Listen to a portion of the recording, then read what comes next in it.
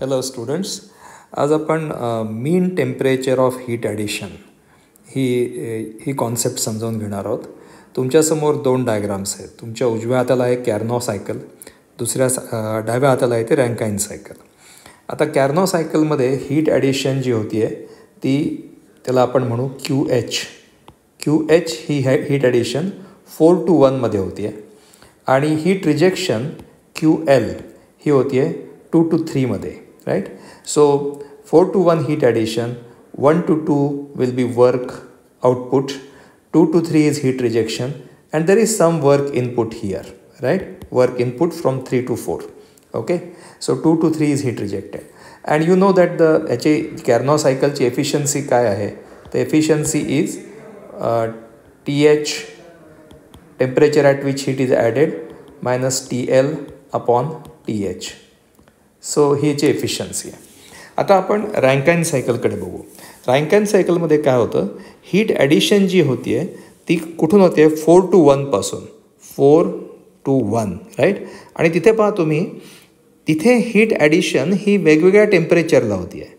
4 to 1 हे temperature वेगवेगळं आहे. म्हणजे 4 पासून या पॉईंटवर त्याला आपण P असं नाव देऊ. 4 to P हे टेम्परेचर वाढतं आहे. P to Q temperature constant आहे, पुन्हा टेम्परेचर वाढतं आहे. म्हणजे 4 to 1 ही जी हीट ॲडिशन होती आहे ती हीट ॲडिशन जी होती आहे ती वेगवेगळ्या टेम्परेचर कॉन्स्टंट नाही आहे. आणि हीट रिजेक्शन मात्र कॉन्स्टंट टेम्परेचरला होती. हीट रिजेक्शन कुठे होती आहे, 2 to 3, राईट. 2 to 3 मध्ये हीट रिजेक्शन होती आहे. म्हणजे कंडेन्सरमध्ये जेव्हा स्टीम येते ते स्टीमचं कंडेन्सेशन होतं आणि ते हीट रिजेक्शन होते. ओके. आता समजा 4 to 1ला जी हीट ॲड झालेली आहे ती किती आहे हे काढायचं असेल तर आपण या डायग्रामवरून कसं काढू, तर आपण म्हणू area under the curve on TS plane is heat addition, right. म्हणजे 4 to 1 मी असं करतो की 4 to 1 आय विल से हा जो एरिया आहे म्हणजे मी येलो कलरनी हॅच करतो. So this entire area is heat added, all that is hashed by yellow line is the heat added during process 4 to 1, right? During the process 4 to 1.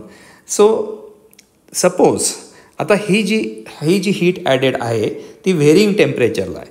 आपण असं assume करूया की आता आपण एवढीच अमाऊंट ऑफ हीट, समजा ही heat किती आहे त्याला आपण काहीतरी नाव देऊ. समजा 1000 किलो जूल्स आहे, राईट.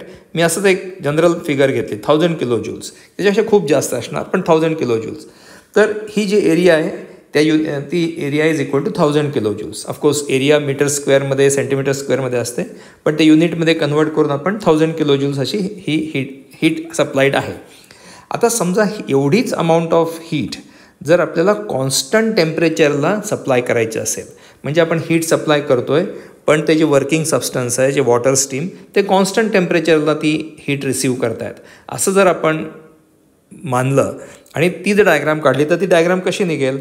आता मी आधीची एरिया काढून टाकतो.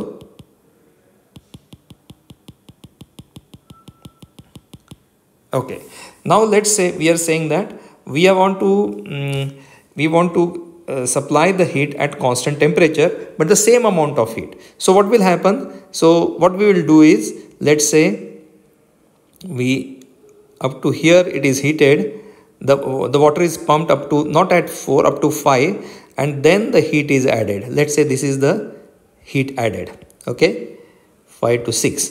आणि 5 to 6 मध्ये जी हीट ॲड होती आहे ती एरिया कोणती असेल, ती सगळी ही एरिया असेल. सो मगाशी जी एरिया होती आणि ही एरिया समजा या दोन्ही एकच असतील. म्हणजे असं की मगाशी आपण म्हटलं की मगाशी जी एरिया होती ती होती 1000 किलो जूल्सची. Now the area under the process line 5 to 6 is also 1000 kilo joules, right, is also 1000 kilo joules. तर मग हे जे टेम्परेचर आहे हे टेम्परेचर आहे TM. This is called as mean temperature of heat addition. म्हणजे या ठिकाणी आपण मगाशी जी हीट ट्रान्सफर होत होती तेवढीच हीट दिली, फक्त आता टेम्परेचर कॉन्स्टंट ठेवलं.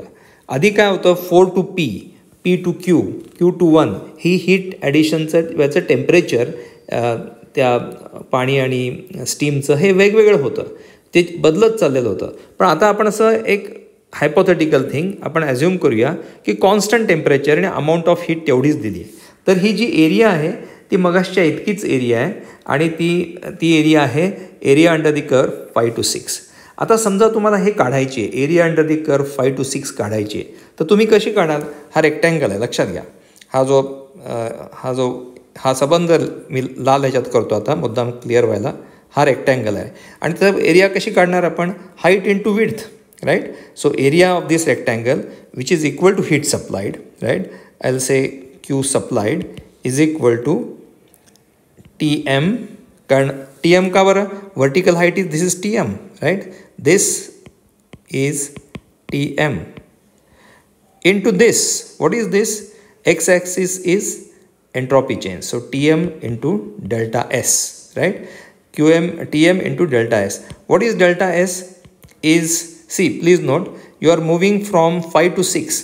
म्हणजे entropy, you are moving from entropy at state is 5 to 6. आणि 6 आणि 1 याची सुद्धा एंट्रॉपी सेम आहे, हे लक्षात घ्या.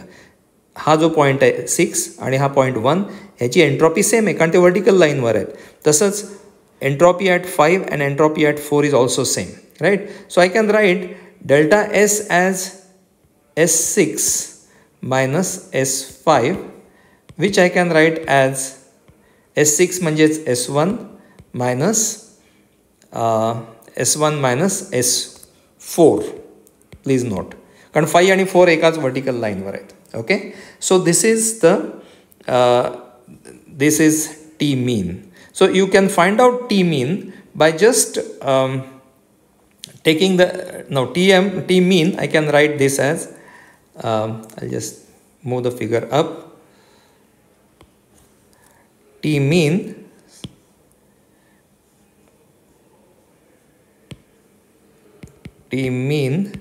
is equal to QS, heat supplied, upon S1 minus S4. Okay, now QS हे बघूया आपण. QS कसं काढणार आहे आपण? QS you can see, QS म्हणजे काय? Heat supplied, right. So I heat supplied आपण हे बघा की आधी आपली ओरिजिनल डायग्राम काय आहे? ही ब्ल्यू लाईनची डायग्राम आहे आपली. You are heating the water from point 4 to point 1 आणि same amount of heat we thought that in a thought experiment we added at a constant temperature. Okay, so heat supplied is actually enthalpy at point 1 minus enthalpy at point 4. Are you getting this?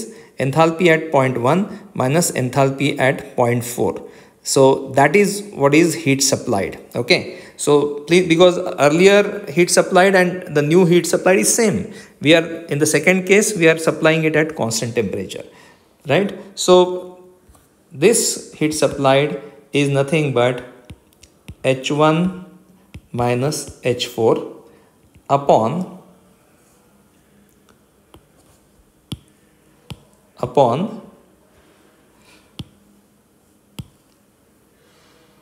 S1 minus S4. Okay, S1 minus S4. So this will give you mean temperature of heat addition.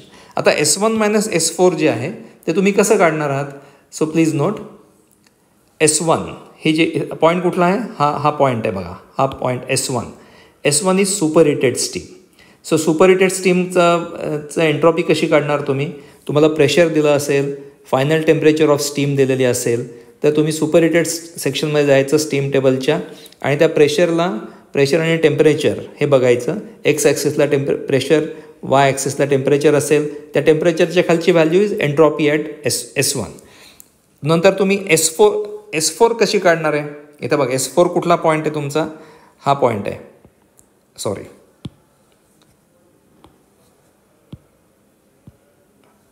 S4 point जो आहे मी तो दुसऱ्या ब्ल्यूमध्ये घेतो किंवा ग्रीनमध्ये घेतो.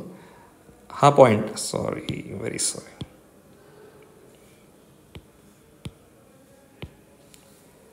हा point आहे, हा S4, राईट.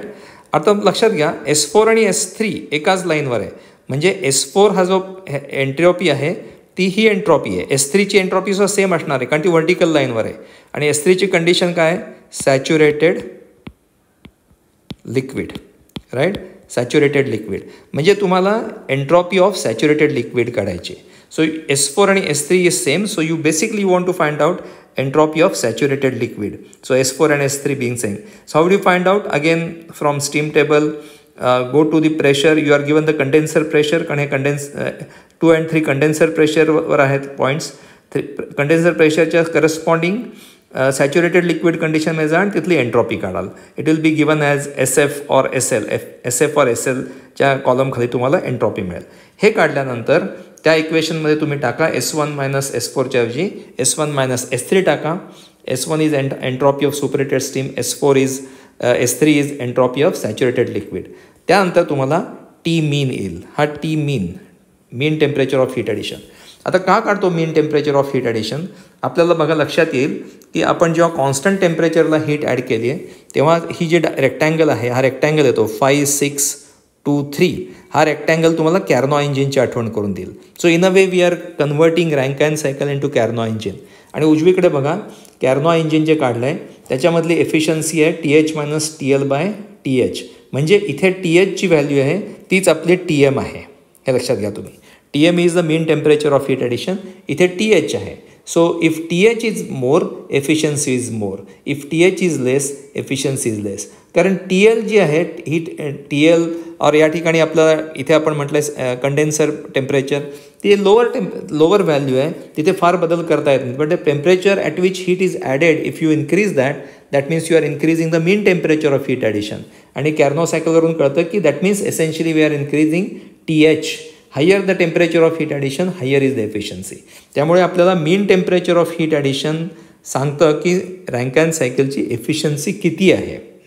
आणि मीन टेम्परेचर ऑफ हीट ॲडिशन जितकं वाढवू आपण तेवढं आपली सायकलची एफिशियन्सी वाढेल. थँक्यू.